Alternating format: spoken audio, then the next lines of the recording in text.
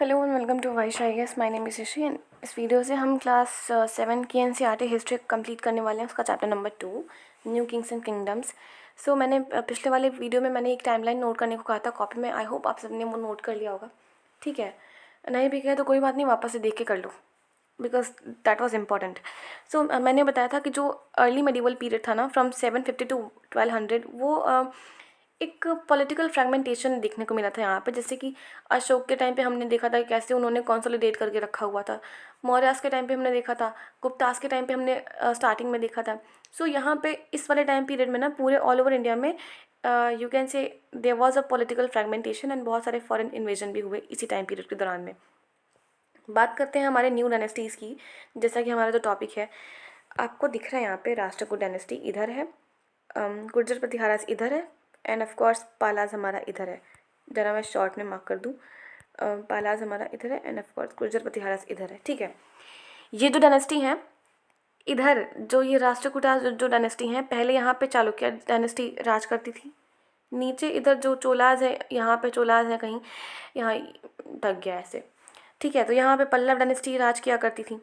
Okay, and you will see हमारा प्यारा सा कन्नौज है इधर। ओके, तो ये गुर्जर प्रतिहारास, ये राष्ट्रकूटास और ये पल्लव्स, ये तीनों के तीनों कन्नौज के लिए इतना इतना ये लोग लड़ते थे लोग कि उनकी जो ये लड़ाई है ना, उसको एक अलग ही नाम दे दिया गया है हमारे इतिहास में। And what was called tripartite struggle. उसको हम लोग ट्रिपाटाइट स्ट्रगल कहते हैं। ठीक है, अब वो क्यों कहते हैं? क्योंकि कन्नौज का इंपॉर्टेंस पहले था। So in fact early medieval period तक भी कन्नौज का इंपॉर्टेंस वही था जो एंशेंट में था। सो मैंने बता दिया था कि जो पोस्ट गुप्ता पीरियड था उसमें लैंडलॉर्डिज्म कैसे उभर के आया था। Landlordism means feudalism. जो लैंड ग्रांट दिए जाते थे, इसकी एविडेंसेस हमको कहाँ से मिलते हैं? तो प्रशस्ति से मिलते हैं। तो 7th सेंचुरी के बाद में जो पॉलिटिकल स्ट्रक्चर में काफ़ी ज़्यादा चेंज आया, तो बहुत सारे फ्यूडल लॉर्ड्स जो थे ना वो आए। क्यों आए मैंने पहले भी बताया है, अब मैं नहीं बताने वाली हूँ, आप जाके वो वीडियो देख के आओ। ठीक है, बहुत सारे फ्यूडल लॉर्ड्स आए एंड इस टाइम पीरियड तक जो किंग था ना वो वीक हो चुका था। किंग क्यों वीक हुआ? सिंपल सी बात है, गोल्ड कॉइन नहीं थे, सैलरीज नहीं थी देने को। सो किंग बिकेम वीक एंड फिर उसके बाद में इन्होंने लैंड ग्रांट देना शुरू कर दिया, ब्राह्मण्स को भी एंड सभी को भी, जो भी चीफली क्लास हुआ करती थी उनको। ठीक है, बदले में ये जो लोग हुआ करते थे जिनको भी ये लैंड ग्रांट दिया करते थे, उन लोगों ने जो किंग को मिलिट्री सपोर्ट प्रोवाइड करना शुरू कर दिया एंड उनके लिए गिफ्ट वगैरह भी लेके आया करते थे लोग। ना व्हाट इज समानता? समानता ये वही लोग हुआ करते थे जिनको राजा लैंड ग्रांट दिया करता था। उन लोगों को समानता कहा जाता था एंड उन लोग अपने आप को एक टाइटल दे रखा था उन लोगों ने। उनमें से एक समानता आके बोलता था मैं महासामंत हूँ, तो दूसरा बोलता था मैं महामंडलेश्वर हूँ। ठीक है, ऐसा कुछ करके इन लोगों का टाइटल हुआ करता था, जो इन लोगों ने खुद ही दे रखा था अपने आप को। किसने? ये नहीं कि कोई उपाधि नहीं मिली थी, इन लोगों ने खुद ही दे रखा था। चलो बात करते हैं इमरजेंस ऑफ न्यू डायनेस्टी। इसमें हम देखेंगे राष्ट्रकूटास के बारे में, गुर्जर प्रतिहारास के बारे में एंड ऑफ कोर्स चोलास के बारे में इन द साउथ। एंड हमारा जो पाला डायनेस्टी है वो तो है ही। बात करते हैं एंशेंट की। तो हमने एंशेंट में पढ़ा था कि जो राजा होता है वो क्षत्रिय होता है। मैंने जब वन सिस्टम आपको मैं पढ़ा रही थी इन क्लास 6, तो मैंने बताया था कि चार जो कास्ट है, जो चार वर्ण है, उसमें उन लोगों ने क्लासीफाई किया था लोगों को, क्षत्रिय, ब्राह्मण, शूद्र और वैश्यास। तो जो क्षत्रिय हुआ करते थे वो किंग हुआ करते थे, जो ब्राह्मण्स हुआ करते थे वो पूजा करवाया करते थे। And you will see here, जो राष्ट्रकूट डायनेस्टी थी ना, उनके जो राजा थे ना वो ब्राह्मण्स थे। जो दंती दुर्ग थे, जिन्होंने इसका फाउंडेशन जो एस्टैब्लिश किया था, वो पंडित थे। तो ये किसी भी क्षत्रिय को पसंद नहीं आएगा कि जो हमारा राजा है वो पंडित हो। क्यों पसंद नहीं आएगा? क्योंकि वो क्लासिफाइड है ना, वो तो सोसाइटी में हमारे दे रखा है कि यही बनेंगे राजा, इसके अलावा पंडित नहीं बन सकता है राजा। ठीक है, मीन्स ब्राह्मण से मीन्स पंडित ही तो होता है। तो आप देखोगे जो गुर्जर प्रतिहारास के जो एक हरिचंद्र किंग थे ना, वो भी ब्राह्मण थे। कदम्ब करके एक डायनेस्टी थी, उनके भी जो किंग थे वो भी ब्राह्मण थे। जो चोलास है साउथ में ना, बस वो फ्यूडल लॉर्ड हुआ करते थे। ठीक है, बस वो ब्राह्मण्स नहीं थे। सो राष्ट्रकूटास के बारे में बात करें अगर ना, तो इनकी फाउंडेशन किसने डाली थी? दंती दुर्ग ने। तो वो ब्राह्मण थे। तो वो क्या करते हैं, वो एक यज्ञ करवाते हैं जिसका नाम होता है हिरण्यगर्भ। अब वो क्यों करवाते हैं हिरण्यगर्भ? तो वो कहते हैं कि ठीक है, मैं इस जन्म में तो मैं ब्राह्मण हूँ, अगले जन्म वो है क्षत्रिय ही कीजो। मीन्स जब मेरा अगला जन्म हो तो मैं क्षत्रिय के रूप में पैदा हूँ, मैं ब्राह्मण पैदा ना हूँ, सो मैं राजा बन सकता हूँ। ठीक है, इस वजह से वो हिरण्यगर्भ करके एक यज्ञ है वो करवाते हैं ना। What is the meaning of Hiranyagarbha? हिरण्यगर्भ का लिटरली मीनिंग होता है गोल्डन वुम्ब। ठीक है, गर्भ मतलब होता है womb. Okay, you will see जो राष्ट्रकूटास के टाइम पे ना जो एक तो ये चालुक्यास के सबॉर्डिनेट थे। ओके, तो जो केव आर्किटेक्चर है या फिर जो आर्किटेक्चर है ना वो राष्ट्रकूटास के टाइम पे काफ़ी अच्छे से इवॉल्व हुआ। जो आपको अजंता में गुफाएं देखने को मिलेंगी, एलोरा में गुफाएं देखने को मिलेंगी, end of course Elephanta caves जो देखने को मिलेगा ना वो राष्ट्रकूटास के टाइम पे ही बना हुआ है। ओके, बात करते हैं इनकी पॉलिटी कैसे चलती थी। Oh yes, there is one important information as usual कि जो भी एस्पिरेंट सीरियस होकर के यूपीएससी की प्रिपरेशन करना चाहते हैं वो यहाँ पे दिए गए व्हाट्सएप नंबर पर हमारे वाइस सर को कॉन्टैक्ट कर सकते हैं। कुछ नहीं करना है, नंबर उठाओ, कॉपी पेस्ट करो कॉन्टैक्ट में एंड व्हाट्सएप कर दो सर को। बाकी के जो डिटेल्स है वो यहाँ से मिल जाएगी। सो उनका जो एडमिनिस्ट्रेशन था वो कैसे चला करता था। सो जो नए नए जो किंग्स थे उन्होंने भी अपने आप को टाइटल्स दे रखे थे। जो समानता जो लोग थे, जो फ्यूडल लॉर्ड थे, उन्होंने उन्होंने तो दे ही रखे थे, महासमानता, महामंडलेश्वर।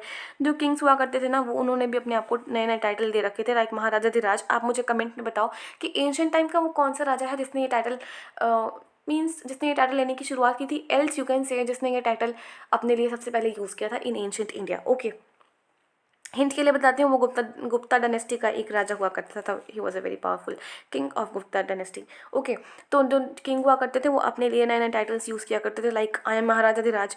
फिर एक त्रिभुवन चक्रवर्तिन करके एक वर्ड हुआ करता था, एक title, not a word, this was a title, वो राजा वगैरह यूज़ किया करते थे। तो महाराजा धीराज का मतलब होता था ग्रेट किंग। ओके, पता नहीं कौन से एंगल से बट हुआ करता था ग्रेट किंग। नाउ त्रिभुवन चक्रवर्ती क्या था, वो लॉर्ड ऑफ थ्री वर्ल्ड। मतलब ग्रेट किंग और Lord of three world synonym है एक दूसरे का। ओके, तो ऐसा वो लोग टाइटल यूज़ किया करते थे। But what was the reality of these titles, titles की रियलिटी थी क्या। टाइटल्स बस एक नाम मात्र के थे। Why, because they were dependent on feudal lords. क्योंकि वो लोग जो फ्यूडल लॉर्ड हुआ करते थे ना वो लोग फुल्ली डिपेंड हो गए थे। जो सारे किंग्स थे, जो अब नए नए किंग्स आ रहे थे ना, वो लोग फ्यूडल लॉर्ड पे फुल्ली डिपेंडेंट हुआ करते थे। सो जो टाइटल थी ना वो बस नाम मात्र की थी। चलो ठीक है, टाइटल मिल गया, अपना काम हो रहा है, कोई दिक्कत नहीं है, लोग हमको राजा मान रहे हैं, हमको बाकी चीज़ों से कोई मतलब नहीं है। ऐसा वाला सिस्टम था इन लोगों का। ना जब बात करते हैं एडमिनिस्ट्रेशन की तो वो लोग टैक्सेस से ही चलाते थे। लोग टैक्स कैसे कलेक्ट किया करते थे लोग, ऑफकोर्स पीजेंट से। एंड यहाँ पे कॉल्ड कीपर लिखा है but it is not called keeper, sorry it's my mistake. यहाँ पे कैटल कीपर होगा, ठीक है, एक कैटल कीपर, ये स्पेलिंग रॉन्ग है। ओके, एक कैटल कीपर हुआ करता था उनसे एंड आर्टिशन से भी ये लोग टैक्स लिया करते थे लोग। अभी ये टैक्स लेते कैसे होंगे लोग, थ्रू परसुएशन या फिर कंपेल। परसुएशन मीन्स किसी को फोर्स करना। लाइक इन एंशंट टाइम आप देखोगे कि बहुत सारे राजा हुआ करते थे, वो लोग डायरेक्ट टैक्सेस लिया करते थे, आप दो वरना मैं आपको मार दूंगा, ठीक है। बट यहाँ पे वो देखने को नहीं मिलेगा। यहाँ पे दोनों तरीके यूज़ होते थे, शांति से दे दो वरना थोड़ा सा फोर्स करेंगे तो मिल ही जाते थे। क्लेम्ड एज रेंट, जो किंग था वो कहता था कि आप हमारी ज़मीन पे रह रहे हो। बेसिकली अगर देखा जाए तो ये जो आप यहाँ, मैं यहाँ का राजा हूँ, जो सारी ज़मीन है वो मेरी है, आप यहाँ पे रह रहे हो, मतलब आप हमारी ज़मीन पे रह रहे हो, आप मुझे रेंट दो। जैसे आज के टाइम पे रूम रेंट होता है ना, वही। Second, now last one was, वो लोग ट्रेडर से भी रेवेन्यू लिया करते थे लोग। Okay, now reality of prashastis. एक कलहन करके एक पोइट हुआ करते थे जिन्होंने राज तरंगिनी लिखी है पोएम, बहुत अच्छी पोएम है, यू हैव टू रीड, एक बार पढ़ना उसे। ओके, इन्होंने ये कहा था, बेसिकली ये कश्मीर में रहा करते थे, तो who ruled over Kashmir. Okay, not ruled over Kashmir, he was a poet basically. तो ये कश्मीर के पोइट थे। तो इन्होंने कहा था कि जो प्रशस्ति हुआ करती हैं वो उनमें बेसिकली नेगेटिव पॉइंट नहीं हुआ करते हैं। मतलब कहने का ये था इनका कि प्रशस्ति में ऐसा कैसे हो सकता है कि किसी राजा के बारे में लिखा हो और कुछ नेगेटिव फैक्ट ही ना हो, सबकी सब अच्छी अच्छी बातें लिखी गई हैं। तो जब इन्होंने कश्मीर के राजा के बारे में जब जब प्रशस्ति लिखी ना, तो उसमें उन्होंने नेगेटिव पॉइंट ऐड किया कि राजा के बारे में ये चीज़ अच्छी नहीं है, राजा का की एडमिनिस्ट्रेशन में ये चीज़ अच्छी नहीं है, ठीक है। तो इन्होंने कहा कि जो अर्लियर जो प्रशस्ति हैं उनमें कुछ भी हमें नेगेटिव पॉइंट देखने को नहीं मिला है। तो that was the drawback of prashasti and that was the reality of prashasti, you can say else. Now warfare for wealth, tripartite struggle मैंने बता दिया क्या था। जब राष्ट्रकूटास, गुर्जर प्रतिहारास, पालास जब कन्नौज के लिए लड़ाई किया करते थे तो that was called tripartite struggle. Importance of Kannauj मैं बहुत पहले से बताते आ रही हूँ, अगर किसी को पता हो तो प्लीज़ बता दो एंड कमेंट सेक्शन में। ऑफ कोर्स यहाँ पे कंटेम्प्रेरी में आप देखोगे कि महमूद ऑफ गजनी, गजनी कहाँ है, अफगानिस्तान में। तो गजनी का जो जो जो मोहम्मद गजनी है ना वो इंडिया पे अटैक कर देता है, क्योंकि मैंने पहले भी बताया था कि इस टाइम पीरियड के टाइम पे इंडिया पे बहुत सारे फॉरेन इन्वेजन हुए थे। तो अफगानिस्तान से जो महमूद ऑफ गजनी है वो अटैक कर देता है। ओके, क्यों अटैक करता है, क्योंकि उसको लालच होता है, भाई इंडिया में बहुत सारा सोना है, बहुत सारे मंदिर है, मंदिर में बहुत सारा सोना लगा है, उसको लूट पाट के आ जाओ। इनका मोडस ऑपरेंडी क्या था, जाना है, लूटना है, लेके चला आना है, बस। बट ये ऐसा ही किया इसने, आया एंड जो हमारा गुजरात का जो सोमनाथ टेम्पल हुआ करता था ना दैट टाइम, उस इसने 16 बार लूटा वहाँ पे। मतलब पता नहीं क्या 16 बार क्या ज़रूरत थी इसको आने की, मुझे आज तक समझ में नहीं आ पाया, बट स्टिल इट्स ओके। उसके बाद मोहम्मद गजनी के बाद में वो इनका जो एक स्लेव हुआ करता था इसका मोहम्मद गोरी, वो आता है। तो मोहम्मद गोरी, अच्छा आप लोग बोलेंगे कि ये सब कहाँ से आ गया, see this is our India, ठीक है। थोड़ा सा कोऑपरेट करना है, मेरी ड्राइंग अच्छी नहीं है, ओके ना, थोड़ा सा अंडरस्टैंड करो। टाइम पीरियड एक ही नहीं होता है, एक ही साल थोड़ा ना बार बार आएगा, वो तो बढ़ते रहेगा ना, तो वैसे ही डायनेस्टी भी बढ़ते रहा करते हैं। जब राजपूत का जब टाइम पीरियड आया ना, तो राजपूत किंगडम कहाँ कहाँ तक फैला था ये देखो। गुजरात है, इधर कहीं था सोलंकी और यू कैन से डायनेस्टी, इधर थे कोई परमाल डायनेस्टी, फिर इधर थे यहाँ पे अपने तोमर वाले थे, तोमर डायनेस्टी, फिर इधर थे चौहान्स राज कर रहे थे इधर, ठीक है। जो कन्नौज का जो एरिया, वहाँ पे गढ़वाल्स राज कर रहे थे, ठीक है। एंड यहाँ कहीं एमपी के आसपास ये इधर ही ये चंदेल राज कर रहे थे, ओके। तो इतने सारे जो राजपूत स्टेट थे ना, वो उस टाइम पे एक्टिव थे। सो जो ये तोमर है ना, वहाँ पे वो अजमेर से राज करते थे लोग। तो जो चौहान से हैं, उन्होंने उस पर अटैक करके दिल्ली और अजमेर को अपने एरिया में इंक्लूड कर लिया था, ओके। तो ये जो जब मोहम्मद गोरी आता है ना, तो इसका जो बैटल होता है वो चौहान्स के साथ होता है। चौहान्स, वो पृथ्वीराज चौहान वाली मूवी देखी है, वो वाले पृथ्वीराज चौहान। तो वो जो पृथ्वीराज चौहान थे, उनका एंड मोहम्मद गोरी का एक लड़ाई होता है, बैटल ऑफ तराइन जिसको बोलते हैं, 1191 में, जिसमें गोरी हार जाता है।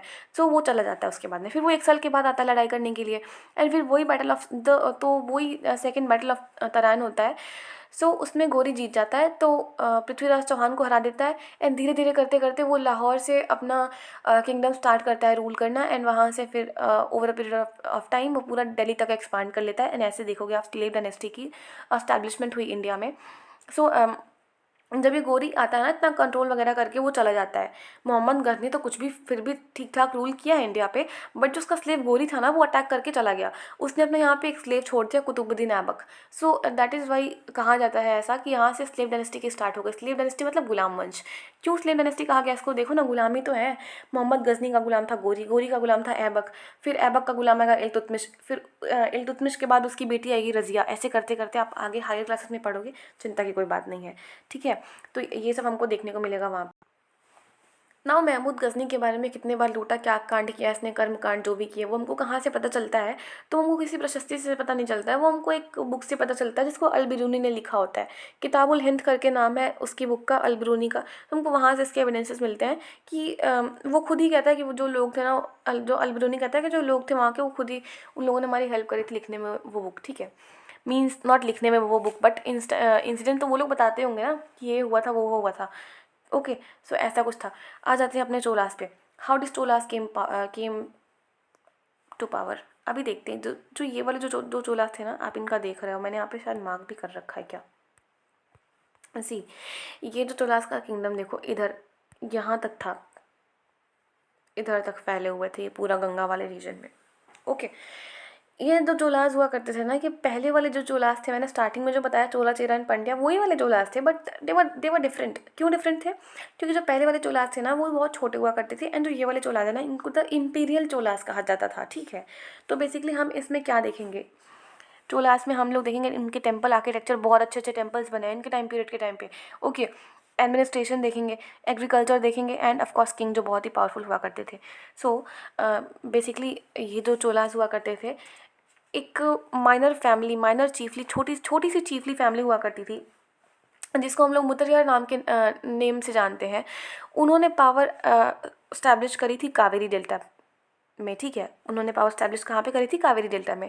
तो ये लोग कौन थे, ये जो चोलास थे कौन थे, वो पल्लव किंग के सबॉर्डिनेट थे, कहने का ये मतलब है। मैंने बताया था ना कि चोलास के जगह पे पल्लव किंग्स पहले राज किया करते थे, तो बाद में चोलास आ गए, ठीक है।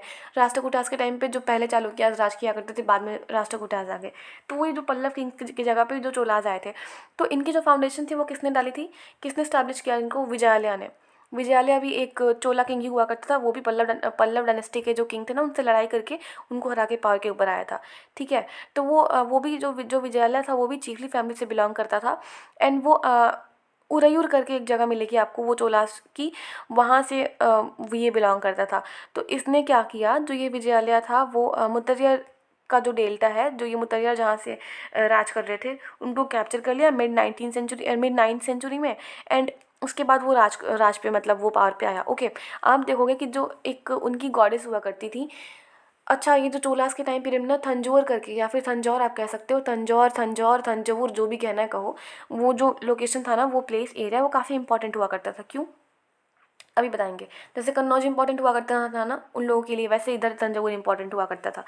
और वहाँ पे उनकी एक वहाँ पे उन्होंने अपना एक टेम्पल बनवाया है। उनकी जो गॉडेसेस हुआ करती थी, निशुंभ बसूदिनी करके उनका नाम हुआ करता था उनकी गॉडेसेस का, तो उन लोगों ने टेम्पल बनवा रखा है तंजौर में। ओके, यहाँ पे बता रखा है कि जो सक्सेसर है विजयालय के, लाइक सी, आपको 3 किंग्स के नेम याद रखना है। पहला विजयालय जिन्होंने फाउंडेशन डाली, दूसरा राजा राजा वन, तीसरा राजेंद्र।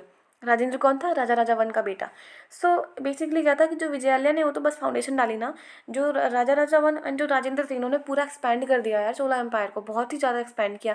एंड राजेंद्र को तो पूछो मत, वो तो पूरा श्रीलंका वाले एरिया तक पहुंच गया, पूरा साउथ ईस्टर्न एशिया, ये जो इधर वाला रीजन है ना, पूरा साउथ ईस्ट एशिया, श्रीलंका वगैरह पूरा कैप्चर कर लिया। एंड आप देखोगे कि जो ये राजेंद्र है ना, वो पूरा गंगा तक जाएंगे इधर। एंड उसी लिए यहाँ पे वो एक जो प्लेस हुआ करता था जिसका नाम था गंगाईकोंडा चोलापुरम, यहाँ पे उन्होंने एक टेम्पल भी बनवाया था। Okay, this is basically significance of Gangaikonda Cholapuram. Gangaikonda Cholapuram, मैंने उल्टा बोल दिया। ओके, तो ये लोग जो थे, जो इनके जो सक्सेसर होंगे, वो बहुत ही ज़्यादा एक्सपेंशनिस्ट पॉलिसी होगी इन लोगों की। सो ये लोग पावर को हथियाने की कोशिश करेंगे, ये लोग कर भी देंगे, स्पेशली राजेंद्र वन, जिन्होंने गंगा वैली को भी रेड कर दिया। ठीक है, बात करते हैं इनके टेम्पल्स एंड ब्रॉन्ज स्कल्पचर की। टेम्पल्स की, रुको अब मैं टेम्पल्स के बारे में कुछ बताती हूँ। सबसे पहले इनका जो ब्रॉन्ज आर्किटेक्चर हुआ करता था ना, वो पूरे वर्ल्ड में सबसे फाइनेस्ट हुआ करता था। एंड उनका टेम्पल्स हुआ करता था ना, टेम्पल्स के बारे में मैं क्या ही बोलूँ, बट स्टिल जो उनका टेम्पल्स हुआ करता था वो मल्टीपर्पज़ के लिए यूज़ हुआ करता था। जैसे आपको अपने मेंस के एग्जाम में आंसर्स मल्टीफेस्टेड लिखने हैं ना, मल्टीफेस्टेड लिखने चाहिए, मल्टी डायमेंशनल, वैसे इनके टेम्पल्स जो हुआ करते थे ना, वो काफ़ी मल्टीपर्पज़ हुआ करते थे। मान लो कि ये टेम्पल है, आजू बाजू में लोग रहते थे अपना घर बना बना के। ठीक है, अब ये जो लोग हैं, इनको क्या हुआ करता था, सो जो टेम्पल्स हुआ करता था ना, उनको जो लैंड ग्रांट मिलता था, मैंने बताया था पहले। सो टेम्पल्स को भी लैंड डोनेट किया जाता था। एंड जो एडमिनिस्ट्रेशन है ना उस एरिया का, तो उस जो लैंड डोनेट करी गई है उसी के थ्रू होती थी। कहने का ये मतलब है कि जो टेम्पल के जो आजू बाजू में जो लोग रहते थे, उन लैंडों को डोनेट भी किया जाता था टू द ब्राह्मण्स, या फिर हो सकता है कोई किसी और को भी जो चीफली प्राइसली क्लास से बिलोंग करता हो। ओके, ये सब कौन करता था, ऑब्वियस सी बात है, किंग करेगा। एंड उस एरिया की एडमिनिस्ट्रेशन कहाँ से की जाती थी, तो उस टेम्पल से, या फिर जो वो जो पर्टिकुलर वहाँ से जो रेवेन्यू आता था, वहीं से उस टेम्पल का जो उस एरिया का जो एडमिनिस्ट्रेशन था ना, वो किया जाता था। जैसे कि जो लैंड में से जो रेवेन्यू आया है ना, उसके थ्रू मैंने अभी बताया कि टेम्पल का एडमिनिस्ट्रेशन चला। ओके, नाउ जो लोग रह रहे हैं, जो टेम्पल के साइड में जो लोग रह रहे हैं, they use to serve the temple. मतलब वहाँ पे जो भी लोग रह रहे हैं ना, वहाँ से जो भी रेवेन्यू आता था उनके बीच में भी बांटा जाता था। कहने का ये मतलब है कि जो ज़मीन के टुकड़े के ऊपर से जो भी रेवेन्यू मिलता था टेम्पल्स को, वो लोगों के बीच में भी बांटा जाता था। लोगों इन द सेंस, मान लो कि टेम्पल है, टेम्पल में कौन कौन नहीं आएगा टेम्पल में, सी प्राइस्ट आएंगे पूजा के लिए, कुछ डांसर्स आएंगी, लाइक पहले के टाइम पे कुछ रिलीजियस डांसेस हुआ करते थे। ओके, फिर उसके बाद में आप देखोगे कि कुछ गार्लैंड्स जो माला वाला बनाती हैं वो भी आ जाएंगे। तो इन लोगों में भी इनका रेवेन्यू बांटा जाता था। तो टेम्पल तो वैसे कल्चर से जुड़ा हुआ है। तो यहाँ पे बेसिकली इनकी इकोनॉमी भी स्टेबलाइज हो रही थी, मतलब अच्छी अच्छी चल रही थी इनकी इकोनॉमी भी, बेसिकली कहने का ये मतलब था। ठीक है, नाउ बात करते हैं एग्रीकल्चर एंड इरीगेशन की। चोलास का आपने देखा होगा, मैप में देखो, जितने भी एरिया था ना, सब नदी के किनारे हैं। फिर से देखो इधर, जितने भी एरियाज हैं, देखो इधर से कावेरी नदी बह रही है, इधर इधर, ठीक है, जितने भी हैं इधर, सब इधर जा रही है। ये जितने भी एरियाज हैं ना, वो सारे उधर है, नदी के किनारे हैं। तो आपको यहाँ पे राइस की खेती मिलेगी, चावल की खेती बहुत ज़्यादा हुई। क्यों, क्योंकि चावल में जो होता है ना, वो उसमें पानी बहुत ज़्यादा यूज़ होता है, वो आप कम पानी में धान की खेती नहीं कर सकते हो। ओके, मैं चावल बोल रही हूँ, sorry for my mistake, but it is dhan. Okay, rice. तो मैंने बताया था कि इंडस वैली सिविलाइजेशन जब मैं पढ़ा रही थी आप लोगों को, तभी भी मैंने बताया था कि वाटर की क्या इंपॉर्टेंस रही है हमारे हिस्ट्री में, इन कितनी इंपॉर्टेंस रही है। एंड यहाँ पे भी वाटर की वजह से ही जो ये चोला एम्पायर है वो बहुत ही आगे तक चल जाता है। तो कहीं ना कहीं वाटर की वजह से चोला एम्पायर का जो ग्रोथ है वो आगे बढ़ता है। Water is responsible for the growth of Chola empire. Okay, so rice की डेवलपमेंट बहुत ज़्यादा मिलेगी आपको देखने को। उसके बाद इन लोगों ने ना इम्बैकमेंट एंड कैनाल्स वगैरह बनाया था, चैनलाइज करके रखा था। फॉर एग्जाम्पल इसमें आप ऐसे समझो, मान लो पानी का फ्लो ऐसे आ रहा है, इधर से आ रहा है मान लो, ठीक है, there is a flow of water. तो मान लो कि ऐसे खुले में बह रहा है, तो मान लो पानी यहाँ से अगर तेज आ गया तो इधर ना चला जाए, जाना पानी इधर चाहिए बट इधर ना चला जाए। तो उन लोगों ने ना इधर एक वॉल टाइप का एम्बैकमेंट बनवाया था, ओके, कि पानी इधर उधर ना जाए, जिधर जाना है पानी को उधर ही जाए, ओके। फॉर दैट पर्पज़ उन्होंने कैनाल्स भी बनवाए थे। उन आप देखो कि चोला टाइम पीरियड में वो चोला लोग ही थे, लोग जो एक साल में 2 बार खेती किया करते थे लोग, मतलब एक साल में एक ही जगह पे 2 बार खेती किया करते थे लोग। See how proper agriculture and irrigation system they had, ठीक है। अब बताती हूँ मैं, जो विलेज के जो लोग थे ना, उन्होंने खुद के दम पे इरिगेशन सिस्टम को स्टैब्लिश किया था, मींस इंट्रोड्यूस किया था। कहने का ये मतलब है कि जो जो चोला एम्पायर था उनमें ऑटोनॉमी देखने को मिली थी, मींस एकदम वाटर टाइट कंपार्टमेंट नहीं रखा था कि बिल्कुल ही बांध देना है, बिल्कुल ही सेंट्रलाइज कर देना है, जो राजा कहेगा वही होगा, नहीं ऐसा नहीं था। जो राजा कहेगा वो भी होगा, बट जो आप लोग को अच्छा लगता है आप लोग अपने हिसाब से कर सकते हो। जैसे कि अभी डेमोक्रेसी में कैसे होता है, अब उतनी तो इतना तो एविडेंस नहीं मिलता है कि इतनी खुली छूट दी गई थी कि नहीं, बट स्टिल इतनी तो ऑटोनॉमी थी कि आप लोग अपने अपने वेलफेयर के लिए आप लोग चीज़ें कर सकते हो, ठीक है। बात करते हैं वहाँ के एडमिनिस्ट्रेशन की। सी 4 टाइप के एडमिनिस्ट्रेशन हुआ करते थे। पहला था उर, दूसरा सभा, तीसरा नगरम, चौथा नाडु। उर क्या था? सेटलमेंट्स ऑफ पीजेंट्स, पीजेंट्स की कम्युनिटी थी, वो लोग रहते थे लोग। इनको गवर्न कौन किया करता था? रिच पीजेंट्स जो हुआ करता था, वेलाला नाम था उसका, नॉट नाम था Velala, it was a name of the post, ठीक है। तो वो लोग जो उर के जो लोग थे, जैसे कि आप आज का प्रेजेंट टाइम समझो पंचायती राज, वो है हमारा उर, उसको गवर्न करते हैं वेलाला लोग। जैसे आज का प्रधान होता है ना गांव का, वो समझ लो वो वेलाला है, ओके।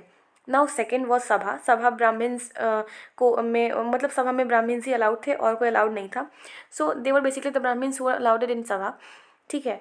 तो नाउ तीसरा वॉज नगरम। नगरम आप समझो कि आज का जो हमारा म्यूनिसिपैलिटी है अर्बन एरियाज़ में, तो नगरम वहाँ पे क्या था? Association of traders. तो जैसे कि आज का म्यूनिसिपैलिटीज़ है ना, वो समझो कि नगरम था उस टाइम का, ठीक है।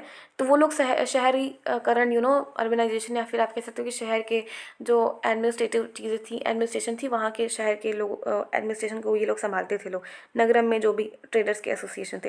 Now the fourth one is Nadu. Nadu में जैसे आप समझो डिस्ट्रिक्ट लेवल पे, जैसे कि जिला परिषद में जैसे कुछ लोग होते हैं ना, नाडू का ऑफिसर समझो कि वो डिस्ट्रिक्ट लेवल का ऑफिसर था, वो जस्टिस भी करता था, टैक्सेस भी कलेक्ट करता था, मतलब रेवेन्यू एंड जस्टिस एक ही में था। आप इससे ये कह सकते हो कि जो चोला टाइम पीरियड, जो चोला का जो टाइम पीरियड था, उन्होंने डिसेंट्रलाइज करके रखा हुआ था, बहुत ही डिसेंट्रलाइज किया था, मतलब विलेज लेवल तक डिसेंट्रलाइज किया था, ठीक है। इस वजह से उनकी जो एम्पायर थी वो काफ़ी आगे तक चल पाती है। नाउ जो ये सभा हुआ करता था ना, इसमें जो बस ब्राह्मण्स ही अलाउड थे। उनके आपको एक जगह से एविडेंस मिलते हैं, उस जगह का नाम है उत्तरामेरर करके उस जगह का नाम है, ये तमिलनाडु के अंदर आया है। तमिलनाडु में एक डिस्ट्रिक्ट है चिंगेलपुट करके, एक चिंगलपुट या फिर हाँ यस चिंगलपुट करके एक डिस्ट्रिक्ट है। वहाँ पे उत्तरामेर करके एक जगह है, यू कैन से इट वॉज प्रॉब्ली शायद विलेज ही होगा। तो वहाँ पे एक जगह है, वहाँ पे इंस्क्रिप्शन मिले हैं, एंड वहाँ पे यहाँ इसके एविडेंसेस मिलते हैं कि हाँ सभा ऑर्गेनाइज हुआ करती थी, वहाँ पे ये लोग आते थे, मीन्स कौन लोग? ब्राह्मण्स लोग। ना आपके एनसीईआरटी के बुक में एक बॉक्सेस दे रखी हैं, वहाँ पे ना कुछ लैंड के नाम दे रखे हैं। लैंड के नाम इन द सेंस, जैसे शाल भोग, ये वो लैंड हुआ करता था जो कि मेंटेनेंस ऑफ स्कूल, मतलब स्कूल के मेंटेनेंस के लिए दी जाती थी। ब्रह्मदेव क्या था? ब्राह्मण्स को गिफ्ट दिया जाता था, मतलब ये थे लैंड ही, पर्टिकुलरली ये नेम हो रखे थे कि अगर मैं ब्राह्मण्स को दे रहा हूँ तो उनको ब्रह्मदेय कहा जाएगा, मैं स्कूल के लिए डोनेट कर रहा हूँ तो उसको शाल भोग कहा जाएगा, मैं टेम्पल्स के लिए दे रहा हूँ तो उसको देवदान कहा जाएगा, ठीक है। एंड ऑफकोर्स मैं वो लोग कुछ जैन इंस्टीट्यूशन को भी दिया करते थे लोग, ठीक है, जिसको पलिछदनम कहा जाता था, पलिछंदनम कहा जाता था, something like that. And Vellan vagai करके एक लैंड ग्रांट हुआ करता था जो कि पीजेंट्स वगैरह को दिया जाता था, जो कि नॉन ब्राह्मण्स हुआ करते थे। आज के टाइम पे जैसे अगर आपको यूपीएससी का एग्ज़ाम देना है, so there is an eligibility criteria कि आपको ग्रेजुएट होना है, 21 ईयर्स कंप्लीट चाहिए। वैसे ही उस टाइम पे अगर आपको सभा का मेंबर बनना है तो हर कोई सभा का मेंबर नहीं बन सकता है, बट कोई भी बन सकता है जो जिसके पास बेसिकली एलिजिबिलिटी क्राइटेरिया हो, ठीक है। तो ये लाइन सोचो, हर कोई सभा का मेंबर नहीं बन सकता, बट कोई भी बन सकता है सभा का मेंबर, जो भी एलिजिबिलिटी क्राइटेरिया को, मतलब जो भी एलिजिबल हो। क्या है eligibility criteria?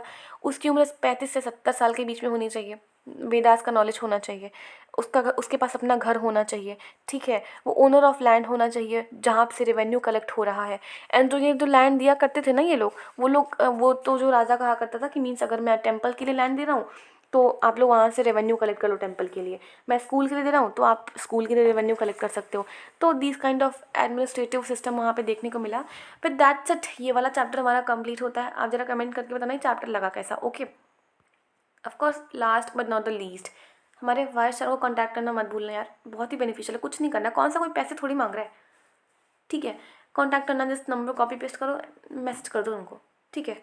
So thank you very much and have a good day ahead.